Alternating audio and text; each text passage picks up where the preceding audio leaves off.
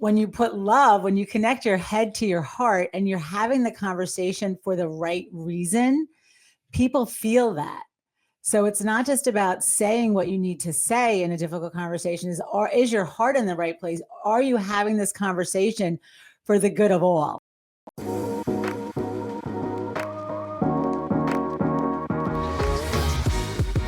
Hello and welcome to Love as a Business Strategy, a podcast that brings humanity to the workplace.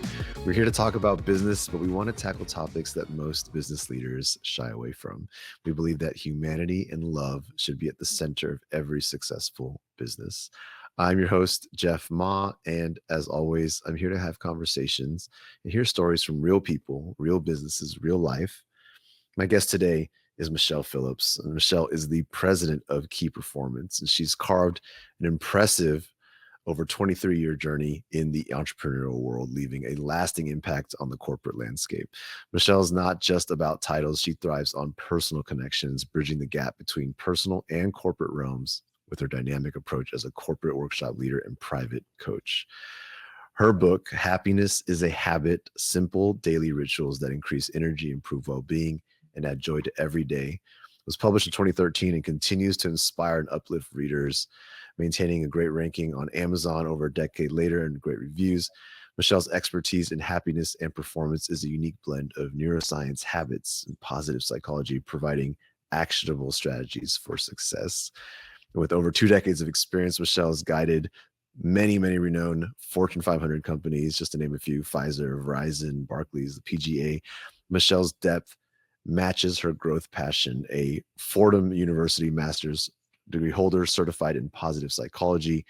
She's been a Consumer Health Digest writer and a revered coach. And in August of 2017, her book was rated in the top 5 personal development books on Amazon, which is a testament to the transformative impact that it has, resonating and inspiring countless lives. So since her insights have been gracing the stages of different national television and radio programs, I'm very honored and excited to have her here with me on the show today. And I'd like to welcome you, Michele, to this podcast. How are you doing?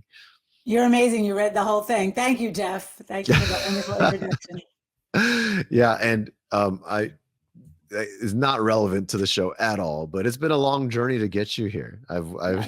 We've been in contact for so long, and reschedules, and so happy to finally have you here, because I've been looking forward to this conversation since, gosh, like a couple, like half a year or more ago. It's been a while. And, I always say busy people, and this is what happens sometimes when 2 busy people are trying to connect. So I'm thrilled to be here as well. Awesome. Michele, I'd love to start with a general but very important question of what is your passion and where did you find it? It found me. My passion is I can't stop learning. And when I learn something, I can't wait to share it. And it fits right into what you're doing. When I was at Fordham, I gave a presentation. I was young, and I gave a presentation I made it up. It was called Leading with a Heart, because I felt like those two things were so important. And I got up, I was in my late 20s. I gave this presentation, and this VP of a big company was in my class, my cohort at Fordham. And she came to me and said, I want you to give this presentation to my executives. And I ran home and I was like, okay, I didn't even have a full day presentation. I went home and I wrote it and I delivered it. And then they all started hiring me. So even though I knew that was passionate about this subject, it was like that divine timing that put me in front of the right people. And I just have had so many cheerleaders I even tell you, the story goes even further. Before I knew it, they put me on their corporate jet and they flew me back in the day to, they own Chateau Ste. Michelle and Columbia Crest wineries in Seattle. And my career was born. And I just knew I had a passion for helping people connect their head to their heart. Well, that's what I want to tap into today. Connecting head to the heart is love as a business strategy in another phrase, in my opinion. Yes. So one of the topics that I was very interested in kind of picking your brain today is around difficult conversations. And I think this is because the listeners often of this show don't have any trouble understanding the high level philosophical kind of understandings of a good culture. I think we all appreciate a good culture, but I think in practice, what it comes down to is oftentimes dealing with discomfort, dealing with feedback, dealing with conflict. And a lot of these things surmount to a difficult conversation or two that can make or break a lot of our experiences, our relationships, our culture as a whole. And so kind of connecting the head to the heart through this topic is something I really wanted to pick your brain on today, if you don't mind. And like, I would love your take on difficult conversations as a starter, I guess, as a whole. Like, what's your take on it? How does it go? I'll give it to you in one sentence. I think Timothy Ferriss said it in one of his books. He said, the quality of one's life is based on the number of difficult conversations you're willing to have. And I'm probably quoting him wrong, but it was something along those lines. And it really resonated with me because so often we don't like or we don't agree with other people or what's happening, but we just kind of stuff it, or we talk about them behind their backs, or we don't address the problem head on. So I really became an advocate for when you put love, when you connect your head to your heart and you're having the conversation for the right reason, people feel that. So it's not just about saying what you need to say in a difficult conversation. Is your heart in the right place? Are you having this conversation for the good of all? And when you're in that place where you know that other person is doing the best they can and you're doing the best you can, but you both see it differently, it breaks down the barriers that we put up so many false barriers because we take our heart and we take the love out of it. But when we bring our heart and the love back, we realize this is another human being. And we say we're able to have a more fulfilling, more authentic conversation. That makes a lot of sense. And I think I guess, are there steps to this? Is it easier said than done? For sure. Yes.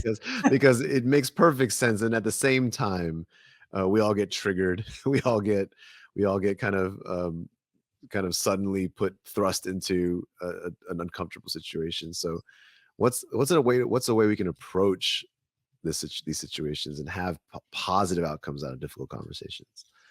Yeah, I talk about the emotional ladder, right? There's a array of emotions that psychologists will tell you. So let's think about those emotions.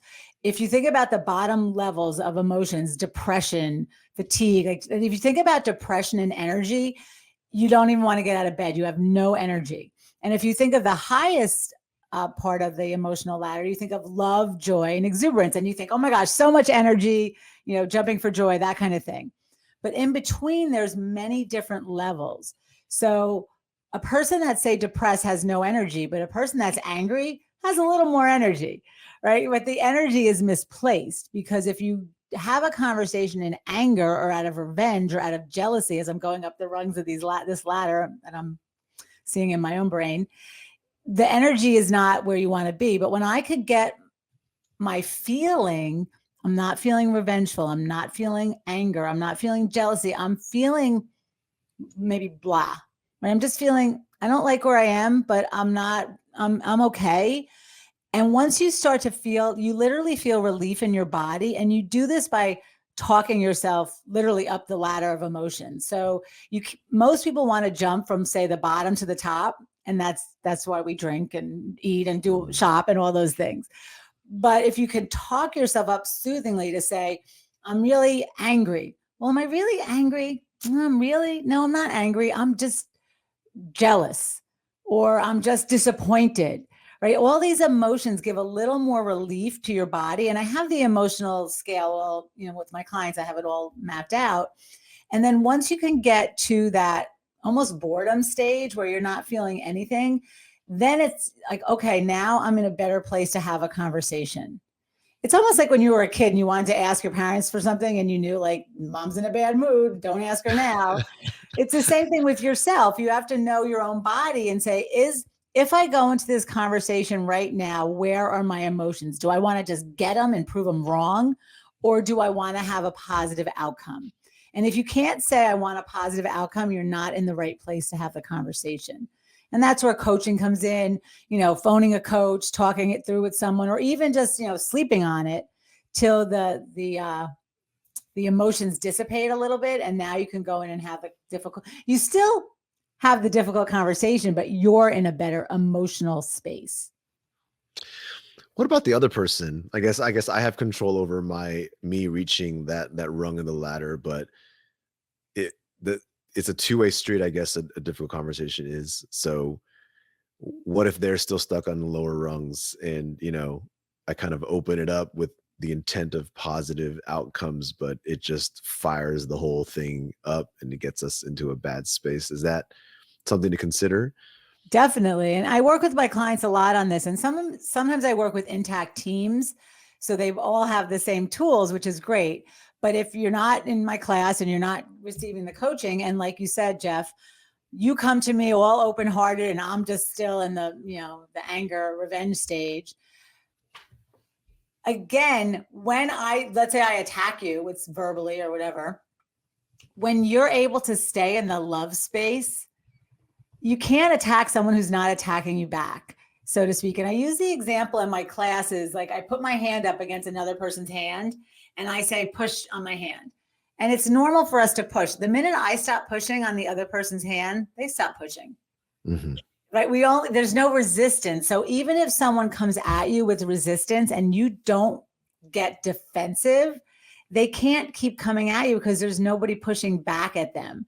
So again, not patronizing, there's a difference, but lovingly, I really want to have this conversation with you. This might not be a good time. I suggest we, parking lot it for a little while and come back to it when we're both feeling better. Again, both feeling better, keyword, not when you're feeling better, because that's antagonistic. So it's really understanding the language.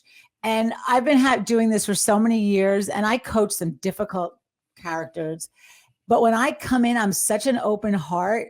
They can't be that angry, antagonistic person with someone who's not that way back with them. So even the most angry, revengeful person lets their guard down with me because I practice it. That's not to say I don't get into these situations with my own, people in my own life where my own emotions are high. But it's the practice of it and realizing this is a good time, this is not a good time. I work in a metal factory. I was working there for many years, doing training for their leadership team. And, what was so nice is when these guys, they're working on the floor of a metal factory. It's high pressure. There was, during COVID, screen doors were flying off the shelf. They were just crazy busy. But these really rough, tough guys, as I could say, when they got into it with each other, when they were going down that road, they knew enough to say, you know what? We're both going down a road that's not going to get us where we want to go. We need to take a break, come back to this in a half an hour. And they were able to start walking away, start having those difficult conversations and knowing when they were in the right place to have them. And watching them transform was just so rewarding. I love that. And it makes a lot of sense. It brings me to a curiosity. What, in your experience or opinion, is the hardest type of conversation? Like what are, I guess, in the workplace context, what is the most difficult conversation to have? Oh, that's a good question. I think what I find, let me tell you what I find. I find that most of these difficult conversations are due to the fact that we take too many things personally. Mm. And when people come to me and they'll say, this is what I'm upset about. And so one of my clients will call me and say, am I taking it too personal? I'm like, yes, you are taking it too personal. So it's easy. Again, these things are easier said than done, but these are skills and there are habits and they're like muscles. So the more you use them, the better you get at them. And the less offended you are when things are happening in your life, the more you're growing spiritually and emotionally. So I don't know if they're difficult conversations, but I think when people are taking things personally, those are the difficult ones versus, you didn't do the spreadsheet right. I don't have a lot invested in the spreadsheet, but when I think it's personal, you don't want me on your team. You didn't invite me to the meeting because you don't think I have anything to offer. Mm. Those are the conversations I think that people find the hardest to have, and they're the ones they avoid. Yep, agree. We've been there. We've all been there. And I think, I find humans to be we're just such incredible storytellers, and we're so good at taking, I guess, point A and point B and then just kind of filling in everything in between. Um, is there any way that you've helped people try to avoid kind of the assumptions and like the kind of things that lead to making it personal? Because a lot of times it's us filling in the blank. It's us filling in the intention, or putting some dialogue in someone else's head that doesn't exist, or telling a story, or maybe it does exist, but we haven't verified, how do we avoid that dangerous path? Yeah, there's a couple of questions I have my clients ask. The first question is it true? So let's say you and I have a lunch date or a podcast date, and you stand me up. And you don't show up, and I show up, right? And I could say, oh, Jeff doesn't respect me, or he doesn't like me, or he doesn't think I'm important enough. But the number one question I have is it true? I really don't know. I'm not you. So is it true? I really don't know if it's true. I'm making it up. Do I have any proof? No, I don't have any proof. How would I feel if I believe something different? What are the other alternatives? And these all come from Katie Byron's work. So you could Google it's the Katie Byron 4 questions, and I'm paraphrasing them. But it's really walking yourself, realizing that I always say, I'm judging you, judging me, when I really don't know what you're thinking. So I'm the judging party. And, the fact is you didn't show up. That's the fact. We had a meeting and you didn't show up. Now I'm filling in the blank. But once I realize that I am a story creator, I get to create a new story and say, maybe he got a flat tire. Maybe something really pressing came up. It must have been really important for him to let this slide, because that's not who he is at his core. And when you start really asking these questions to everything, life becomes so much easier. I love that. And I'm going to actively practice it for myself as well, because that's great. I have another question for you. What does a team look like when they are incapable or never have difficult conversations or crucial conversations? What does it look like? What does that paint that picture for me when we're a group of people that just never have these conversations? The trust phrase and the resentments build. And a lot of times when you have the difficult conversation, like every difficult conversation I've had, first of all, it feels better to me it's always all the angst is before I have it, because I'm having the conversation with them in my head. Oh, I'm going to say this and they're going to say that. Once I have it, all that energy is gone and I feel better. And usually what I thought was wrong. So these assumptions we make, the stories, I have this great exercise. I work with my classes where I put them in flip chart groups if we're live. And I say, I want you to pretend you've just been invited to work on a project with a group of people you don't trust. I want you to write down on the flip chart, what are the behaviors you exhibit when you're walking into a room, then you don't trust anybody on this project. And they write down all these things, like they're close to they're guarded, they don't share, they're very quiet. They say all these things. And then I flip it on them and I ask them the opposite question. So now you're going into a room of people you totally trust. How do you behave? Oh, I'm open, I share. And, they give me all these great adjectives and explanations. And then the next thing is to realize that the common denominator in both scenarios is them. The energy that you bring to every project affects the project. So if you're working with a group of people you don't trust and you walk in there arms folded, no, I'm not sharing my ideas and I'm going to give as little as I have. But if you walk in saying, I want this to be a successful project and I am going to start to build bridges.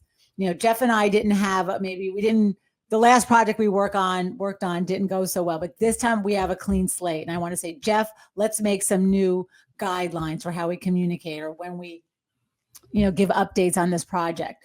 So realizing that, I always say, what's a great quote?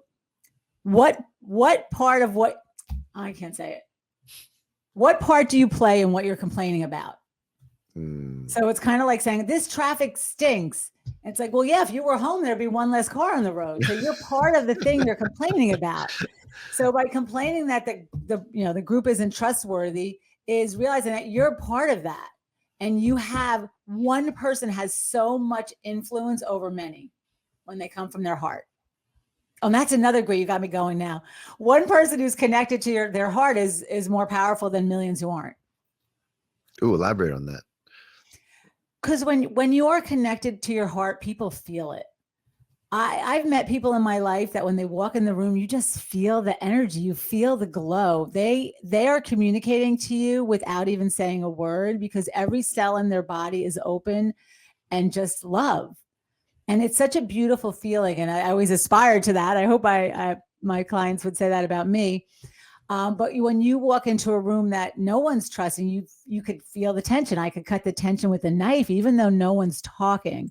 So again, that person that comes in just with the open heart and, says, I am going to be the one that sets the tone for this meeting, that sets the tone for this project.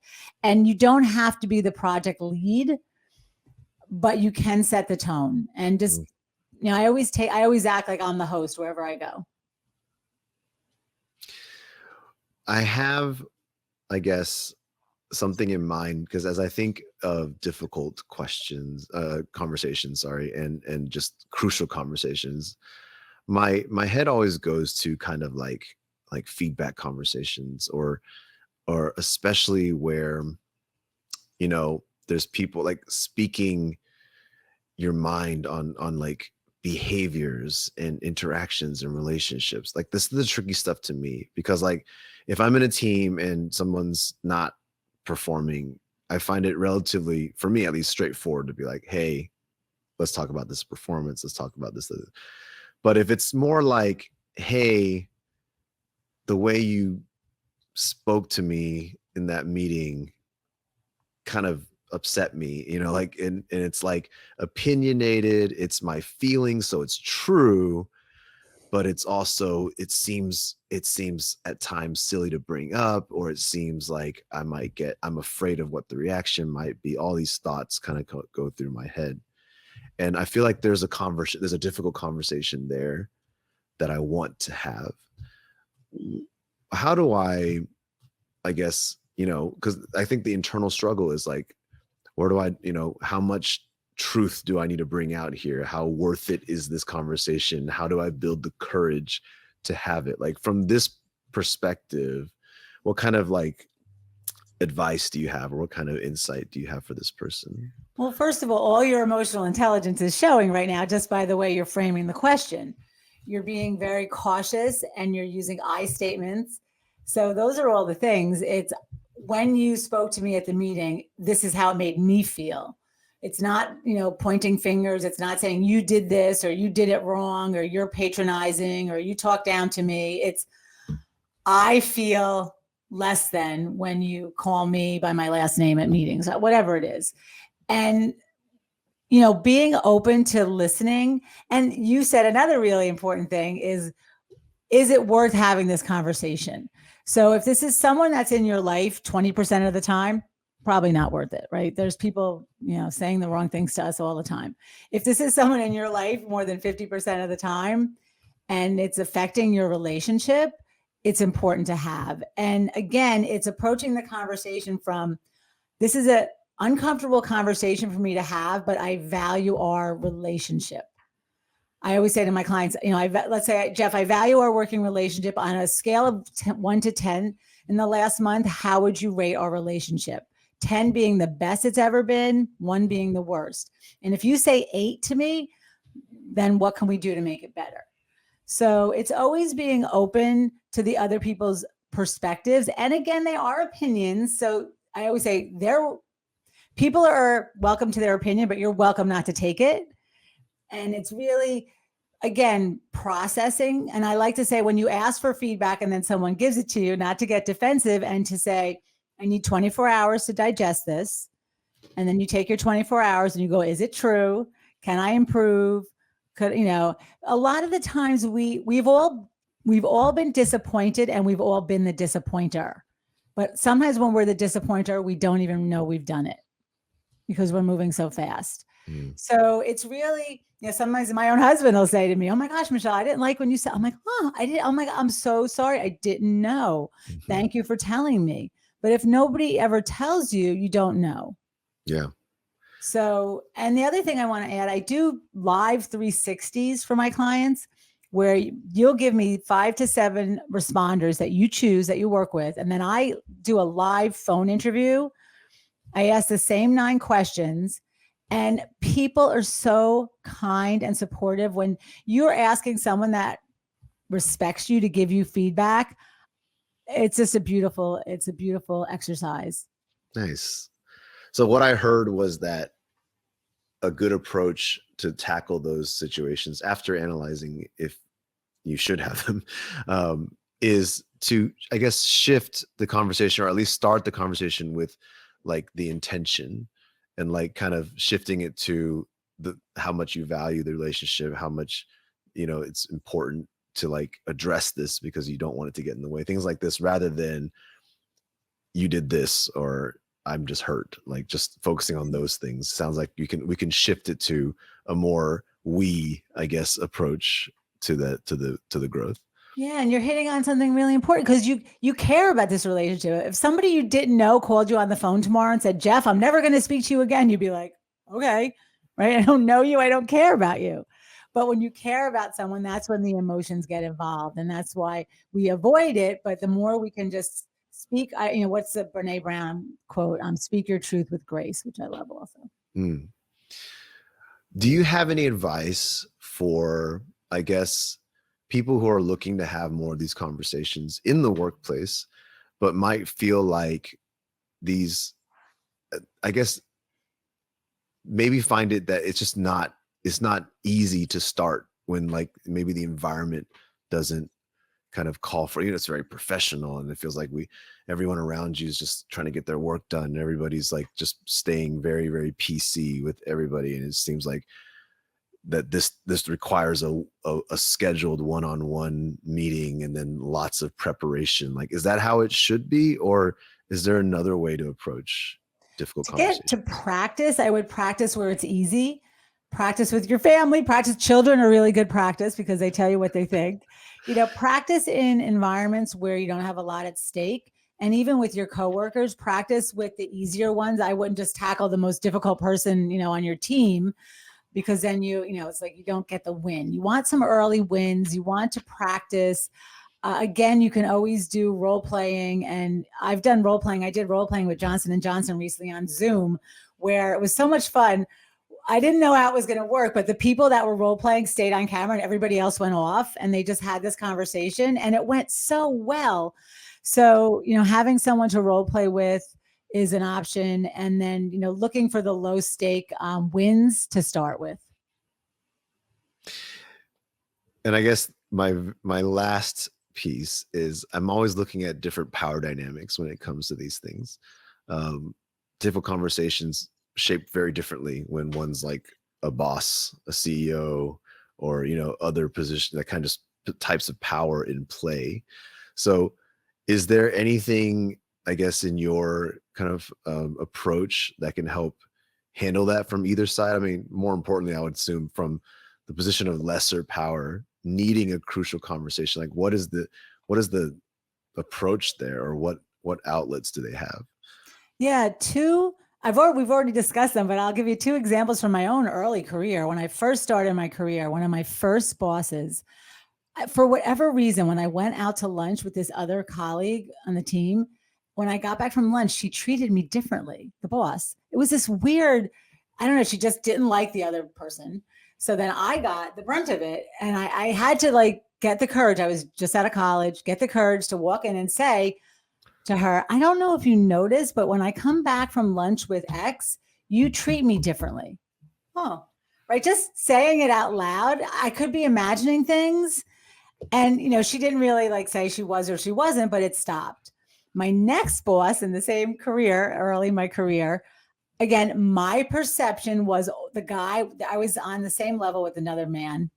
And I felt like the man got the better projects and I got the more fluffier projects. So again, I had to go into his office and say, the first boss was a female, this boss was a male, and say, "It seems to me as if X gets the more juicier projects than you're giving me. And again, I didn't realize. So it's really practicing. You got to just like put on your, big person pants, so to speak, and practice having these conversations. And then realizing when you say something, when you name the elephant in the room without being accusatory, right? They can't get defensive, and then you see what happens. So again, if you work for a rational person, they'll be rational with you. If you work for someone who's not rational, then that's probably not the best approach. But realizing that you have power, you always have more power than you think, and to start exercising it, all you could do is go in and speak your piece. And then if nothing changes, then again, you have choices to make. But at least just speaking your piece will free you and make you feel better. I love it. Thank you for entertaining my myriad of different types of questions, but I just generally find this difficult conversation topic to be so important, and I really appreciate you for all the different perspectives you shared today, because I'm taking a lot away, and I know the audience is as well. So thank you for joining and sharing everything today, Michele. And thank you what you're doing for the world with this podcast. Thank you, Jeff. Absolutely. Thank you to the listeners. Always appreciate the time you guys spend tuning in. I hope you're checking out the book, Love as a Business Strategy. And be sure to check out Michele's book too. I'll leave a note in the podcast show notes for that. And so with that, we thank you all. We hope you have a wonderful week. We'll see you next time.